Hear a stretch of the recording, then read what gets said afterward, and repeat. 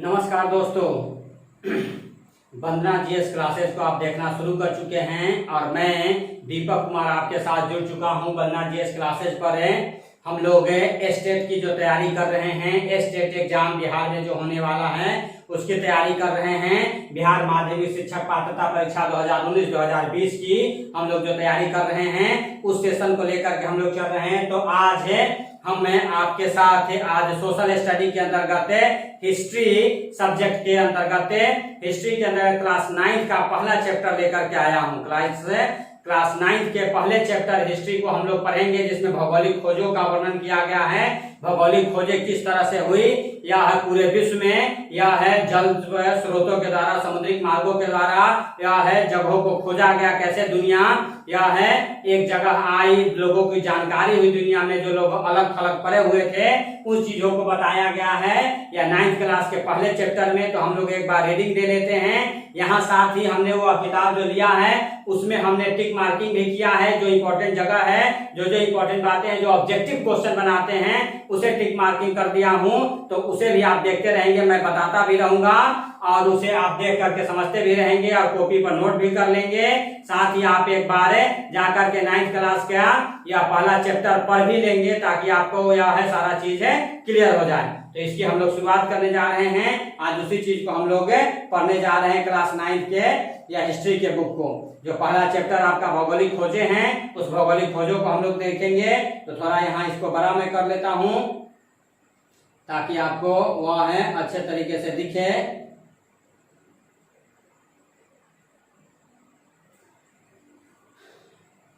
मैं समझता हूं कि यहाँ आपको दिख रहा होगा।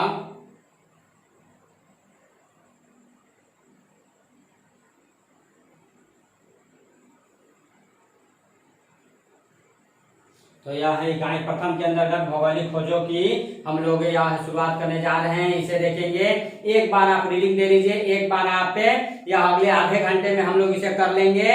तो एक बार आप रीडिंग दे लेंगे तो उसमें क्या क्या इंपॉर्टेंट क्वेश्चन वहां से बनते हैं वो सारी चीजों को एक बार कर लेंगे।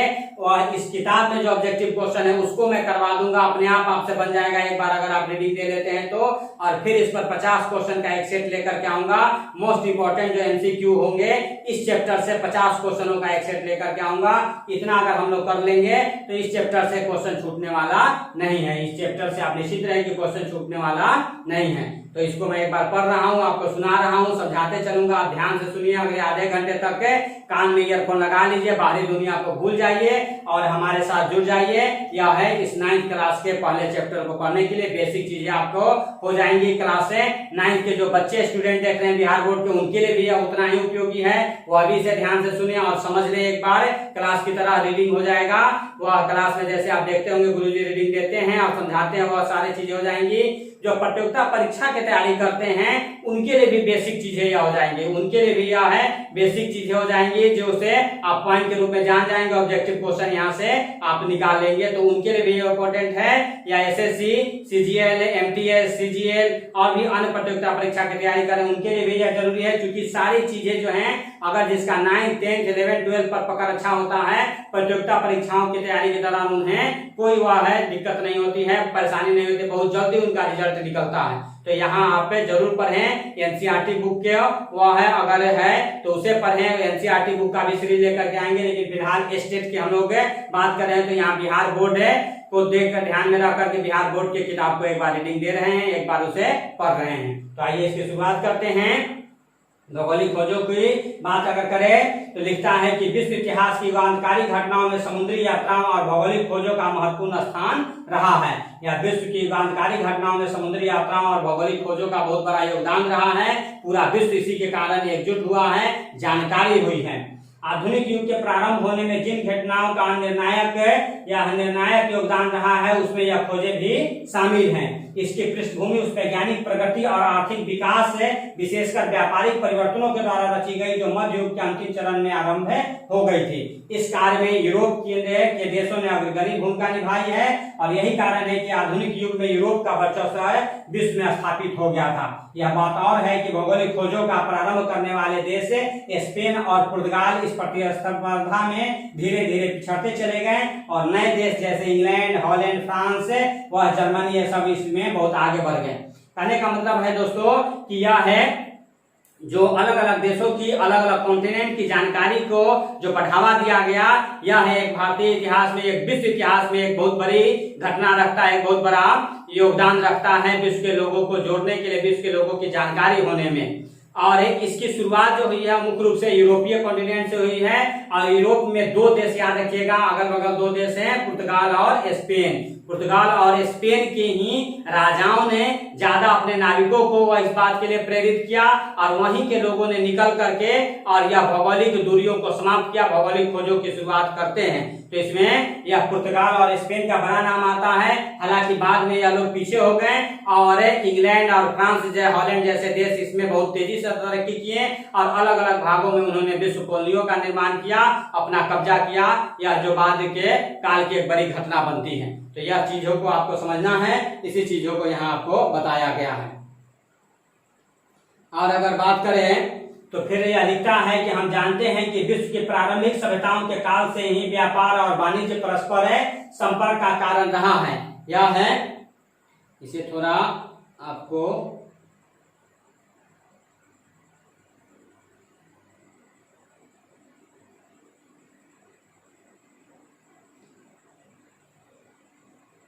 थोड़ा मैं आपको और बड़ा कर देता हूं। आप देखिए, तो यह है, हम जानते हैं कि विश्व के प्रारंभिक सभ्यताओं के काल से व्यापार और वाणिज्य परस्पर संपर्क का कारण रहा है। यह व्यापार मुख्यतः एक निश्चित मार्ग के माध्यम से होता था। प्राचीन और मध्यकाल में भी यूरोप और एशिया के मध्य प्राय इन्हीं मार्गों का प्रयोग किया जाता था, परंतु विश्व के कई ऐसे क्षेत्र थे जिनमें जनजीवन तो विद्यमान था, लेकिन शेष विश्व से उनका संपर्क नहीं था, जुड़ाव नहीं था, जैसे अमेरिका, अफ्रीका, ऑस्ट्रेलिया, एशिया के अन्य हिस्से। यद्यपि 13वीं शताब्दी में भारत होकर के चीन तक की यात्रा विवरणों ने यूरोपियन देशों को दक्षिण पूर्वी एशियाई समृद्धि का एहसास कराया था, परंतु इसका विशेष प्रभाव नहीं पड़ा। कालांतर में व्यापार स्तर पर, व्यापारिक स्तर पर भौगोलिक खोजों तथा उसे प्राप्त उपलब्धियों ने यूरोप में आधुनिक युग का मार्ग प्रशस्त किया। देखिए, यहाँ कहने का मतलब यह है कि यह शुरुआत में यूरोप और एशिया के बीच यह व्यापार तो हो रहा था, लेकिन यह है दक्षिण पूर्व एशिया में। भारत अगर बात करें तो भारत हम लोग दक्षिण में आते हैं, थोड़ा पूर्व में आते हैं, या और दक्षिण पूर्व के जो देश है, मसाले, इंडोनेशिया, ये सब जो देश हैं जहाँ मसाले और विभिन्न तरह की वह है खुशबूदार मसाले मिलती हैं, इस चीज की जानकारी यूरोपीय कॉन्टिनेंट के लोगों को तो थी, व्यापार तो कर रहे थे, लेकिन उससे समृद्ध परंपरा से वह उसे अवगत नहीं थे। और साथ ही कई ऐसे भाग थे जो एक दूसरे से जुड़ाव नहीं रख रहे थे। तो इस चीजों की भौगोलिक खोजों ने ही इस दूरी को खत्म किया और लोग एक दूसरे के संपर्क में आए। यूरोपीय कॉन्टिनेंट के देशों ने दक्षिण पूर्व एशियाई देशों की समृद्धि का आभास किया कि यहाँ क्या क्या यहाँ चीजें हैं, क्या यह मिलती हैं और उसका कितना मांग डिमांड होता है यूरोपीय मार्केट में, और इसी के कारण यह चीजें बढ़ने लगी, भौगोलिक खोजों को यह शुरुआत होती है। तो यह है पुर्तगाली नाविक मार्को पोलो ने विजयनगर साम्राज्य की समृद्धि एवं चीन के शासक कुबलाई खान के दरबार के वैभव का वर्णन अपने यात्रा वृत्तांत में किया है। यह है पुर्तगाली निवासी मार्को पोलो ने जो यह है अपना समुद्री यात्रा शुरू किया था और उस दौरान वह चीन पहुंचे थे। चीन में उस समय यह है कुबलाई खान शासक थे, उनके दरबार में रहे थे। कुबलाई खान इनका सम्मान किए थे, उनके दरबार में रहे थे और फिर वह भारत के विजयनगर साम्राज्य की भी बातें बताते हैं। तो यह पोस्ट में है, एक याद रख सकते हैं। पुर्तगाली यात्री मार्को पोलो कहाँ गए थे? तो चीन गए थे। किसके दरबार में रुके थे? मार्को पोलो के दरबार, या है सॉरी कुबलाई खान के दरबार में यह रुके थे, मार्को पोलो रुके थे। वहां वर्णन उन्होंने अपनी यात्रा वर्णन किया। आगे अगर बात की जाए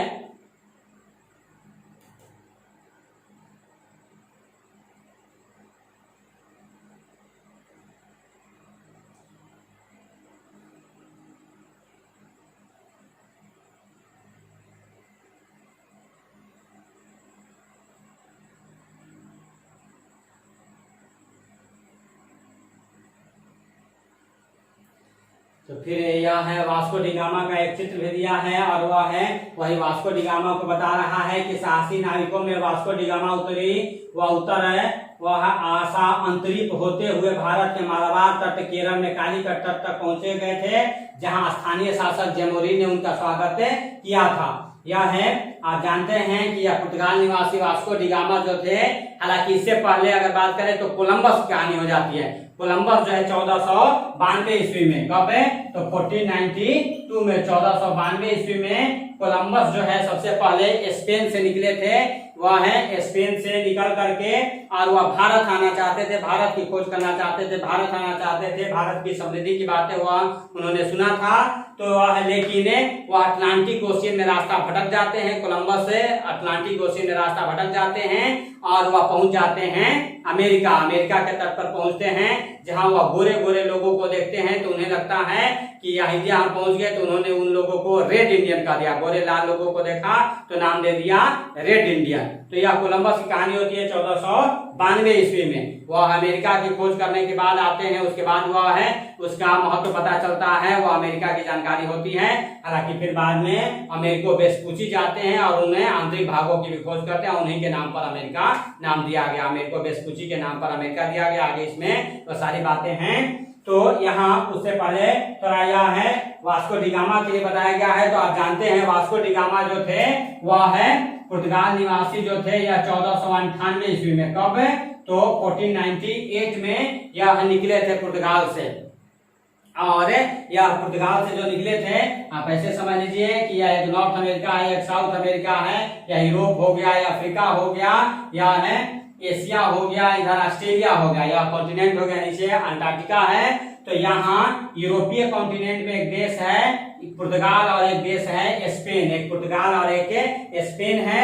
तो यह पुर्तगाल देश के निवासी यह वास्को डी गामा यहाँ से निकलते हैं और यह भी जब यहाँ उससे पहले 1492 में यह अमेरिका गए थे। कोलंबस जो है यहाँ से निकले थे और यह चले थे भारत आने के लिए। यह है कोलंबस जो चले थे वह भारत आने के लिए चले थे, लेकिन यह अटलांटिक ओशियन है, यह जो भाग है अटलांटिक ओशियन है, थोड़ा समझ जाइए मैप से। तो यह इसमें रास्ता भटक जाते हैं और यह अमेरिका पहुंच जाते हैं।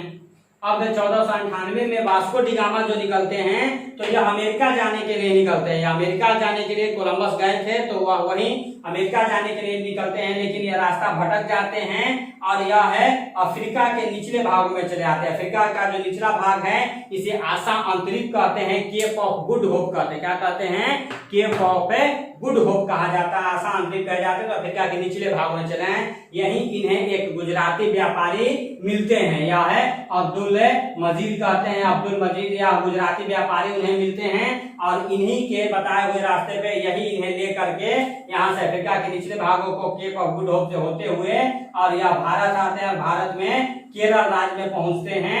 केरल राज्य में कालीकट तट पर पहुंचते हैं। कहाँ पहुंचते हैं?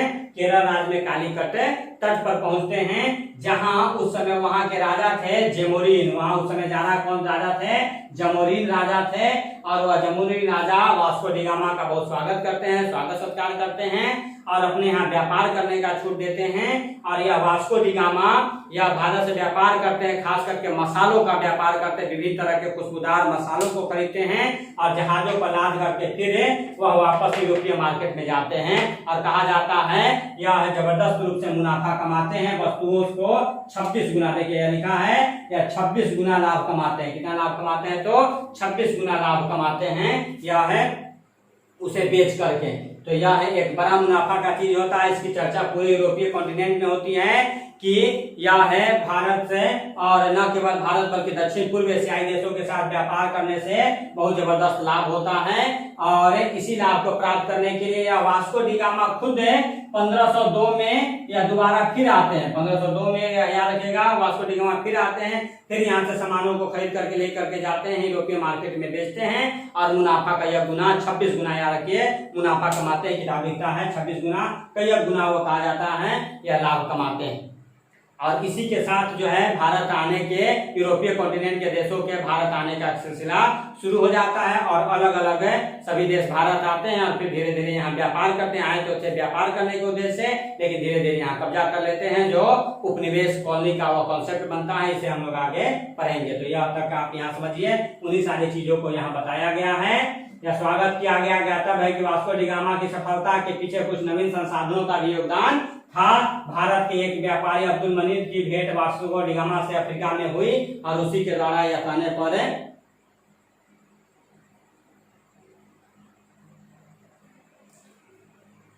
तो यह है आप समझिए, यह यूरोपीय के साथ में वृद्धि होती है, यह आते हैं जाते हैं। वास्को डी गामा भारत में लाए गए वस्तुओं को 26 गुना मुनाफे पर यूरोपीय बाजार में बेचा गया। अमेरिका अर्थात नई दुनिया की खोज यूरोपियों की एक बड़ी उपलब्धि थी, जिसे 1492 में कोलंबस ने प्राप्त किया।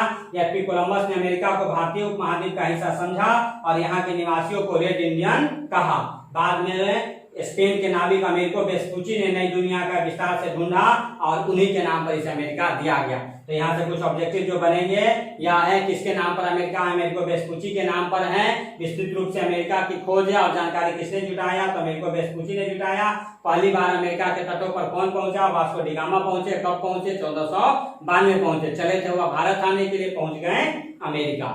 और यह वास्को डी गामा चले थे अमेरिका जाने के लिए और अटलांटिक ओशियन रास्ता भटक गए और आ गए भारत। यही कारण है अटलांटिक ओशियन के ओर छोर का पहले पता नहीं था, इसलिए अटलांटिक ओशियन को अंध महासागर भी कहा जाता है। क्या कहा जाता है, इसे अंध महासागर कहा जाता है, अंधा महासागर कहा जाता है, इसलिए क्योंकि इसके जानकारी बाद में हुई है। उसी तरह से अफ्रीकी कॉन्टिनेंट को अंध महाद्वीप कहते हैं। तो दो क्वेश्चन आपको याद रखना है, अंध है यह महासागर की अगर बात पूछा जाए तो अटलांटिक ओशियन, और अंध महाद्वीप के नाम से, अंधकार महाद्वीप के नाम से किसे जाना जाता है, तो अफ्रीका को जाना जाता है। अफ्रीका के निचले भागों को क्या कहते हैं, केप ऑफ गुड होप कहते हैं, आशा अंतरीप कहते हैं। यह है इसी से होकर के वास्को डी गामा भारत से आए थे।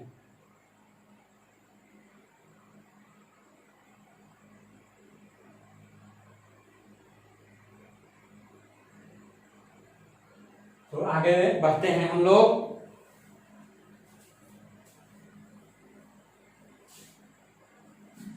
कोलंबस का फोटो दिया गया है। तो यह महाद्वीप इसी के नाम पर, स्टेट का नाम है अमेरिका पड़ा। 1519 ईस्वी में उसी को आगे बढ़ाते हुए 1519 ईस्वी में मैगलन ने पूरी दुनिया का चक्कर जहाज से लगाया और यह धारणा पुष्ट हो गई कि सभी समुद्र एक दूसरे से जुड़े हुए हैं। यानी दुनिया का पहला चक्कर लगाने वाला व्यक्ति कौन था, जहाज से, पानी के रास्ते से, समुद्री मार्गों से पहले चक्कर लगाने वाले व्यक्ति मैगलन है। कब लगाए थे, 1519 में। हालांकि यह है वह भागों में जाते हुए इनका मुठभेड़ होता है आदिवासी समूहों से और यह मार दिए जाते हैं, लेकिन इनके साथी जो जहाज से होते हैं वो वापस स्पेन में पहुंचते हैं और समुद्री मार्गों से यह खोज की बातें की जाती हैं। उसी तरह से आगे बताया गया है, आगे कैप्टन कुक ने ऑस्ट्रेलिया की खोज की। तो यह सब ऑब्जेक्टिव है, याद रखिएगा, नेगेटिव मार्किंग हमने किया है, यह सभी क्वेश्चन बनते हैं। ऑस्ट्रेलिया की खोज किसने की, तो कैप्टन कुक ने किया। साथ साथ न्यूजीलैंड के द्वीपों का भी पता लगाया। सर जॉन और सेबास्टियन कैबोट ने न्यू फाउंडलैंड के द्वीपों का पता है। न्यू फाउंडलैंड जो अमेरिका से सटा हुआ भाग हो जाता है, अमेरिका का तटीय भाग हो जाता है, उसकी खोज किसने की, सर जॉन और सेबास्टियन कैबोट ने किया। भौगोलिक खोजों को प्रोत्साहन देने में विभिन्न यूरोपीय देशों के शासकों का भी बहुत जबरदस्त योगदान है, जिसमें दो का नाम बहुत ही आदर के साथ लिया जाता है। याद रखिएगा, दो यह है स्पेन और पुर्तगाल के राजाओं ने इसमें बड़ा योगदान दिया। तो एक नाम आता है पुर्तगाल के राजकुमार हेनरी द नेविगेटर, या हेनरी द नेविगेटर इन्हें कहा भी जाता है, नेविगेटर है। यह है अपने नाविकों को प्रोत्साहित किया, अपने देश के नाविकों को हर संभव मदद किया और इन्हें प्रोत्साहित किया कि आप भौगोलिक खोजों को कीजिए, अलग अलग जगहों से जाइए और व्यापार कीजिए, उसका पता लगाइए। और दूसरा प्रमुख नाम आता है स्पेन की रानी इसाबेल। तो यह दोनों बीबीआई आप याद रखिएगा, देखिए हमने यहाँ बीबीआई लिख भी दिया है, यह दोनों बीबीआई है, यह दोनों याद रखिएगा। पुर्तगाल के राजकुमार कौन थे, हेनरी द नेविगेटर, और स्पेन की रानी कौन थी, महारानी इसाबेल। और इन्हीं लोगों के प्रेरणा पाकर, इन्हीं लोगों के द्वारा आर्थिक मदद दिए जाने के कारण कोलंबस और वास्को डी गामा जैसे लोगों ने यह खोजों को आगे बढ़ाया। इस प्रकार 16वीं शताब्दी के पूर्वार्ध तक लगभग समस्त दुनिया की जानकारी यूरोप को हो चुकी थी, या है हो चुकी थी। 16वीं शताब्दी कहने का मतलब देखिए वह है सेंचुरी कहने का मतलब, अगर 16वीं शताब्दी यहाँ कर रहा है तब कहने का मतलब होता है 1500 से लेकर के 1599 तक की बातें। क्या होता है, 1500 से 1599 तक की बातें। जैसे अभी यह 21st सेंचुरी कहा जाता है कि यह 21वीं शताब्दी चल रहा है। 21वीं शताब्दी कहने का मतलब क्या, 2000 से 2099 तक की बातें। यह 21वीं शताब्दी एक आगे चलता है। तो उसी तरह 16वीं शताब्दी का पूर्वार्ध मतलब आधा और, ठीक है, यानी कि 1550 के बाद, पूर्वार्ध 1550 के बाद लगभग यह संपूर्ण दुनिया की जानकारी यूरोप वासियों को हो गई थी। या फिर वह बताया गया नई दुनिया के बारे में, अमेरिका के बारे में। जैसे नई दुनिया कहा गया, अमेरिकी महाद्वीप को यूरोपियनों द्वारा नई दुनिया कहा गया क्योंकि कोलंबस की यात्रा से पूर्व इसकी कोई जानकारी नहीं थी। इसीलिए इसे नई दुनिया भी कहा जाता है। और यह अमेरिको वेस्पुची ने ज्यादा हुआ बड़े रूप से विस्तृत रूप से जानकारी दी, तो उन्हीं के नाम पर उसका अमेरिका नाम पड़ा है। और कोलंबस ने अमेरिका के लोगों को, वहां के मूल जनजाति आज भी वह मूल लोगों को क्या कहा जाता है, तो रेड इंडियन कहा जाता है। इंडिया आने वाले थे लेकिन वह पहुंच नहीं पाए, वहां के गोरे लोगों को देखा, लाल लाल लोगों को देखा, तो नाम दे दिया रेड इंडियन। तो रेड इंडियन किसका नाम दिया हुआ है, कोलंबस का नाम दिया हुआ है। आगे बढ़े, आपको समझ में आ रहा है। थोड़ा सा एलिजिबिलिटी भले ही थोड़ी कम होगी लेकिन मैं हर चीज को बोल करके आपको समझा रहा हूँ। आप 9th क्लास का यह है किताब है, 9th क्लास का पहला चैप्टर आप ले लेंगे तो उससे भी सामने रख करके और हमारी बातों को सुनिएगा तो सारा कुछ समझ में आने लगेगा। आगे बढ़े,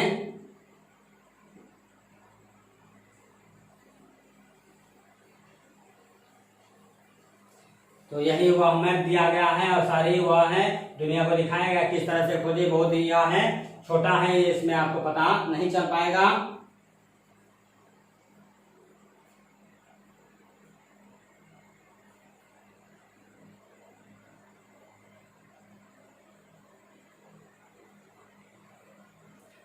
और देखिए यह जो भौगोलिक खोजें हो गई तो इस भौगोलिक खोजों का क्या प्रभाव पड़ा है या है विश्व में क्या उसका परिणाम हुआ, उस चीजों की चर्चा की गई है। तो वह लिखता है कि भौगोलिक के खोजों के परिणाम काफी दूरगामी और महत्वपूर्ण साबित हुए।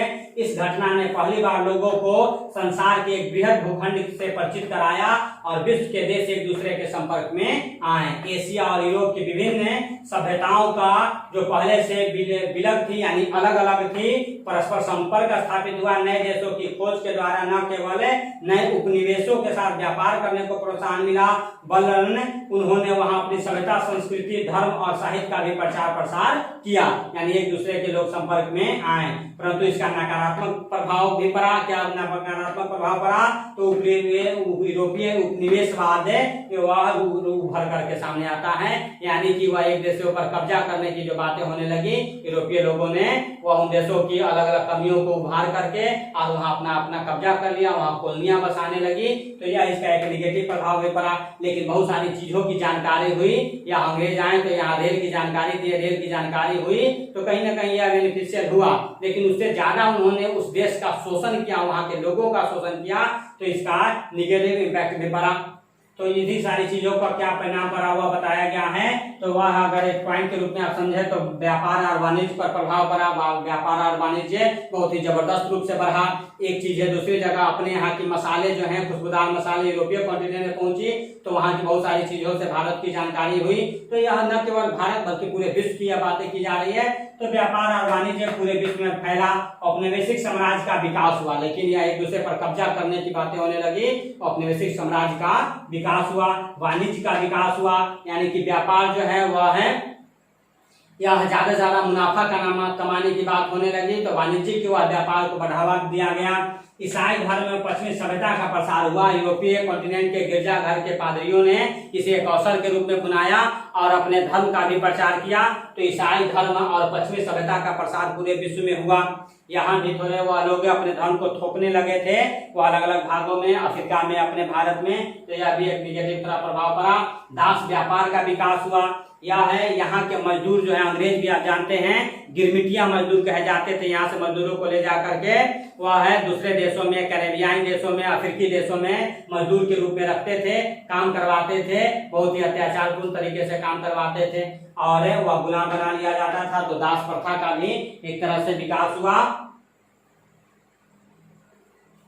साथ ही लेकिन भ्रांतियों का अंत हुआ और भौगोलिक ज्ञान में वृद्धि हुई। भ्रांतियों का क्या हुआ, तो पहले लोग डरते थे, वह एक भ्रांति थी कि वह ज्यादा दूर तक जाएंगे तो उसके बाद दुनिया या खत्म हो जाती है, धरती खत्म हो जाती है और समुद्र में गिर जाएंगे।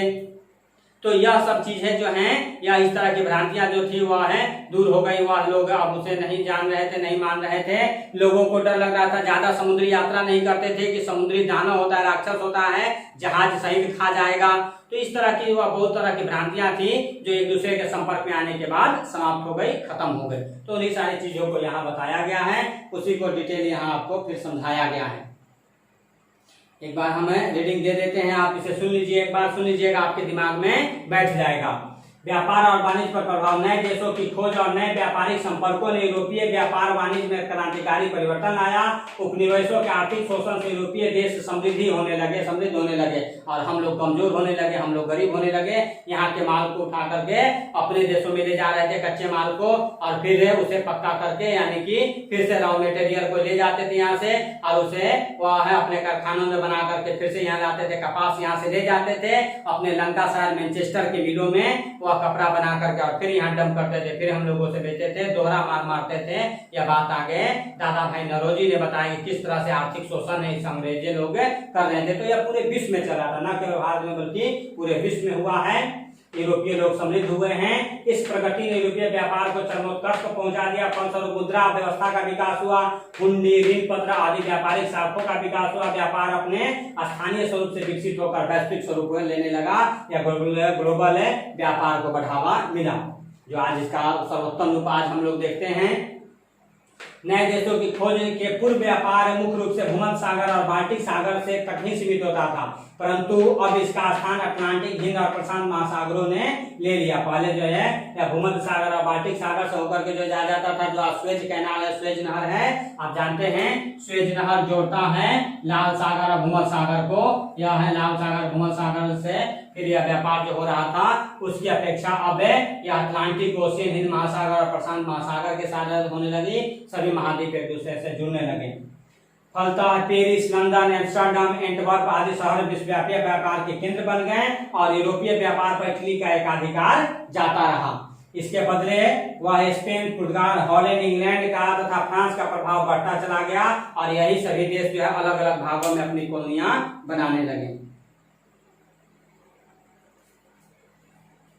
तो उसी चीजों को बताया गया यूरोपीय देशों द्वारा खोजे गए या है नए देशों से आयातित बहुमूल्य धातुओं, विशेषकर अमेरिका से आयातित सोना और चांदी ने अर्थव्यवस्था के स्वरूप को ही बदल दिया। फलतः 80 वर्षों तक यूरोपीय अर्थव्यवस्था चांदी पर निर्भर रही। इससे मुद्रास्फीति की स्थिति उत्पन्न हो गई। बदले हुए आर्थिक स्वरूप में व्यापार की प्रधानता बनी और वर्ग संबंधों में परिवर्तन आने लगे। इसके फलस्वरूप समाज के सामंती वर्ग वह के बदले में व्यापारी वर्ग का प्रभाव भी बढ़ा। जो समांती प्रक्रिया चल रही थी उसके बदले व्यापारियों को बोलबाला बढ़ गया। व्यापारी लोग जो है ज्यादा समाज में प्रमुख रूप से उभर करके सामने आए।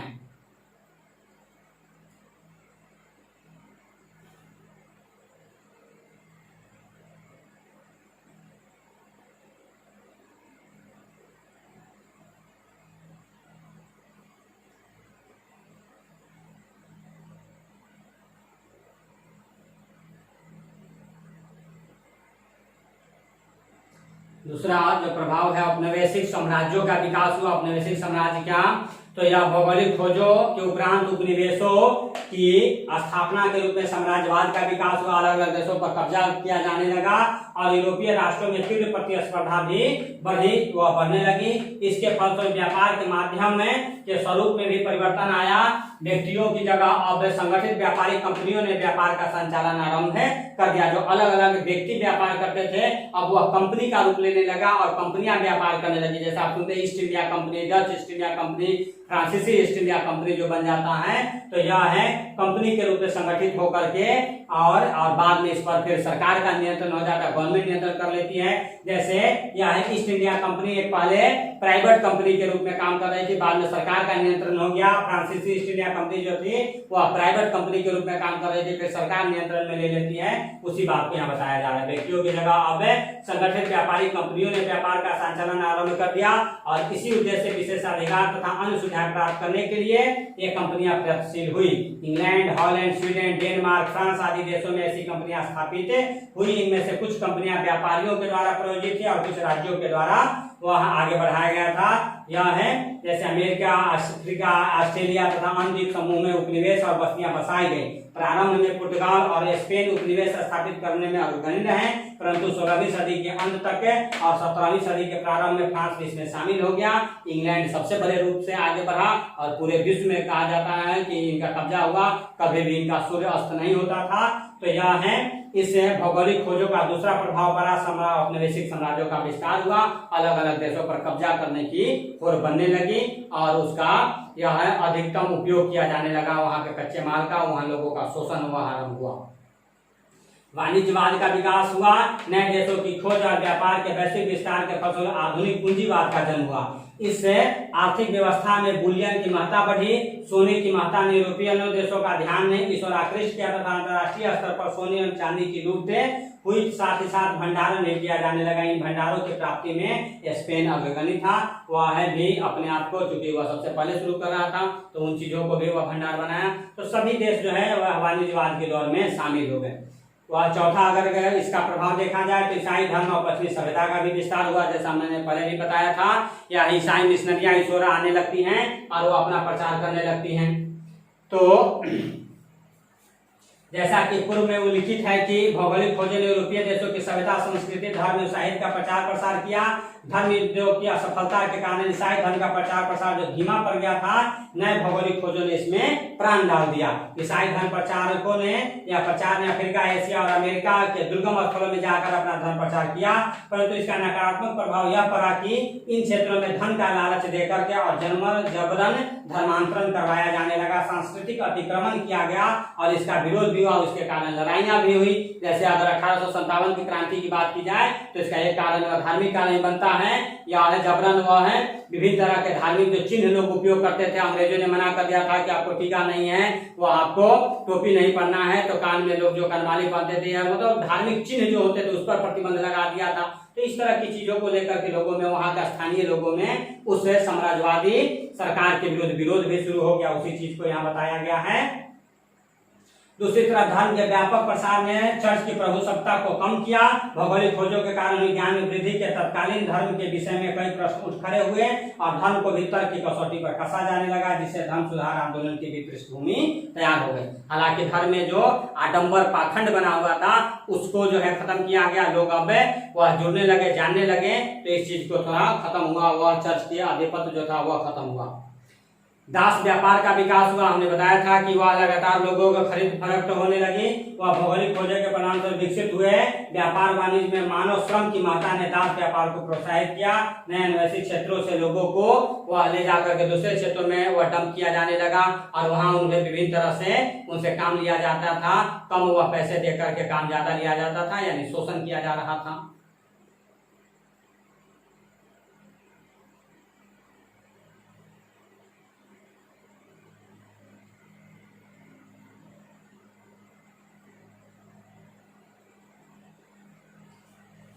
उसी चीज को बताया गया है। भ्रांतियों का अंत भौगोलिक ज्ञान में वृद्धि हो गई।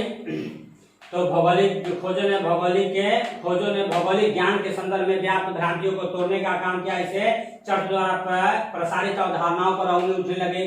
कालांतर में यह यूरोप में धर्म सुधार आंदोलन का कारण बने। नए गोलार्ध के आविष्कार से यह है यूरोप की क्षुद्रता और दुनिया की महत्ता अभूतपूर्व जानकारी ने मनुष्य को जो नए नए आविष्कारों के रास्ते पर खड़ा कर दिया। इसका संदेश स्पेनिश सिक्के सामने और भी हैं से स्पष्ट होता है। वह बात बताया गया। समुद्री खोजों ने लोगों की जो बताया कि धार्मिक जो भावनाएं थी, जो वह सोच संकीर्ण हो गई थी कि वह जाकर के गिर जाएंगे, तो यह समुद्र में वह बड़े बड़े राक्षस जो हमारे को खा जाएंगे, हमारे जहाज सहित खा जाएंगे, सब तरह की बातें खत्म हुई और लोग एक दूसरे के संपर्क में आना शुरू हो गए। बढ़े हुए सामुद्रिक गतिविधियों ने समुद्री यात्राओं में उपयोगी विभिन्न उपकरणों यथा नक्शे, कपास, नक्षत्र प्रणाली आदि के विकसित होने का अवसर प्रदान किया।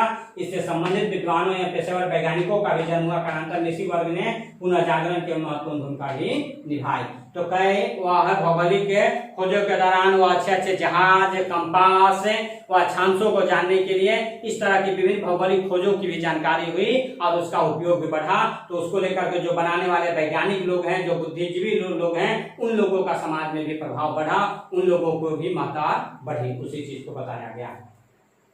अन्य परिणामों की बात की जाए तो भौगोलिक खोजों ने विभिन्न प्रकार के नवीन फसलों का अंतर महाद्वीपीय आदान प्रदान हुआ। जैसे यूरोप में कहवा, चाय, गन्ना, मक्का, आलू, तंबाकू, नील आदि नवीन वस्तुओं का प्रवेश हुआ। तो यूरोप के माध्यम से चाय, कॉफी, तंबाकू, आलू का भारत जैसे देशों में आगमन हुआ। भारतीय फसल, आम, गन्ना आदि दूसरे क्षेत्रों में गए, तो यह भी वह फसलों का भी आदान प्रदान हुआ। इस प्रकार कहा जाता है, कहा जा सकता है कि भौगोलिक खोजों ने विश्व की एक नई रूपरेखा सामने लाई, विचारों में परिवर्तन आए तथा वैज्ञानिक विचारों को मान्यताएं मिली, धार्मिक अंधविश्वास टूटने लगे। दूसरी तरफ नए क्षेत्रों के अन्वेषणों और नए नवीन मार्गों के खोज के फलस्वरूप पूंजीवाद, वाणिज्य और साम्राज्यवाद का विकास हुआ।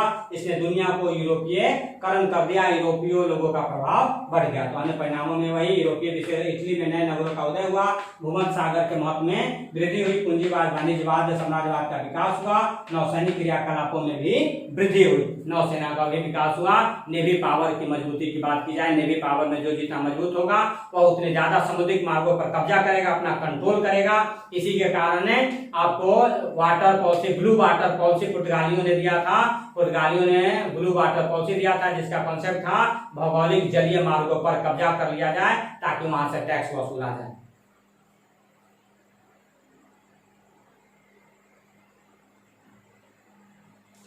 तो यह कुछ मुख्य बातें यहाँ आपको इस चैप्टर के अंतर्गत थी। अब आप इसे ऑब्जेक्टिव क्वेश्चन करके देख लीजिए, आपसे बहुत आराम से यह क्वेश्चन सब बनेंगे।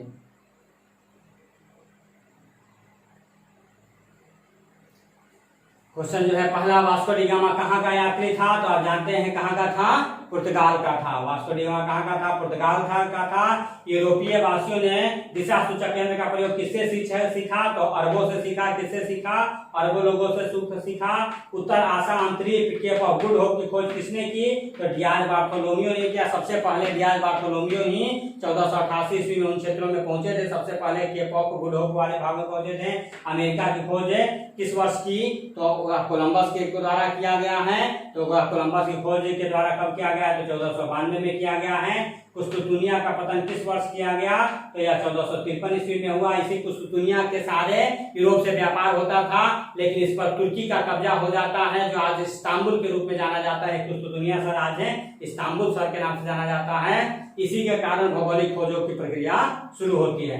विश्व का चक्कर किस यात्री ने सर्वप्रथम लगाया था? तो मैगलन ने लगाया था। तो यह कुछ ऑब्जेक्टिव क्वेश्चन है जो आप पे यहाँ देख लें। साथ ही इस पर 50 क्वेश्चनों का एक सेट लेकर के मैं अगले दिन आऊंगा। यहाँ हम लोग इसी चैप्टर पर 50 क्वेश्चनों का सेट करेंगे, तो यह इससे फिर क्वेश्चन छूटने वाला नहीं होगा। या कुछ सही गलत बताना। भारत के मूल निवासियों को रेड इंडियन कहा जाता है? नहीं। रेड इंडियन किसे कहा जाता है? अमेरिका के निवासियों को। किसने कहा? कोलंबस ने कहा। उत्तर आसा अंतरिक्ष की खोज ने भारत तक पहुंचने का मार्ग प्रशस्त किया है। बिल्कुल सही है। यह है जो डियाजो बार्थोलोमियो जो सबसे पहले इन क्षेत्र में पहुंचे, और उसी के बाद फिर वास्को डी गामा या केप ऑफ गुड होप होते हुए आसा अंतरिक्ष अफ्रीका के नीचे से होते हुए भारत पहुंचे थे। भारत अटलांटिक महासागर के पूर्वी तट पर स्थित है? नहीं। अटलांटिक महासागर के पूर्वी तट पर भारत नहीं है, यह है गलत है। तो इस तरह से कुछ यहाँ ऑब्जेक्टिव क्वेश्चन है। उसके बाद इसमें सब्जेक्टिव क्वेश्चन है, तो हम लोग सब्जेक्टिव क्वेश्चन बाद में करेंगे। क्लास 9 के बच्चों के लिए यह सब्जेक्टिव क्वेश्चन हम बाद में लिखवा देंगे। यह है अभी यह स्टेट को ध्यान में रख करके इतनी बातें हैं, यह चीजों को आप याद रखें। इस पर 50 क्वेश्चनों का सेट अगले दिन में लेकर के आऊंगा। तो या फिर यह चैप्टर पूरी तरह से आपका समाप्त हो जाएगा, इस पर पकड़ हो जाएगा और यह यहाँ से क्वेश्चन छूटने वाला नहीं है। तो यह सेशन आपको कैसा लगा यह है आप हमें कमेंट बॉक्स में जरूर बताएंगे। साथ ही आप यह वंदना क्लासेस को देख रहे हैं, वंदना क्लासेस को छोड़ने से पहले आप सब्सक्राइब करना ना भूलें, बेल बटन दबाना ना भूलें, ताकि नए वीडियो में लाऊं तो आपको वह उसका नोटिफिकेशन मिल जाए और आप फिर उसे देख सकें। और अपना बहुमूल्य कमेंट भी करते रहें, बताते रहें किस तरह की चीजें आपको चाहिए। तो आज के लिए थैंक यू, धन्यवाद। या स्वस्थ रहिए, व्यस्त रहिए और मस्त रहिए। जो बार बार हमने कहता हूँ कि वह है, अभी कोरोना काल चल रहा है तो इसमें स्वस्थ रहना बहुत जरूरी है और व्यस्त रहना भी, लेकिन घर पर रहते हुए ही पढ़ाई लिखाई को करते रहिए।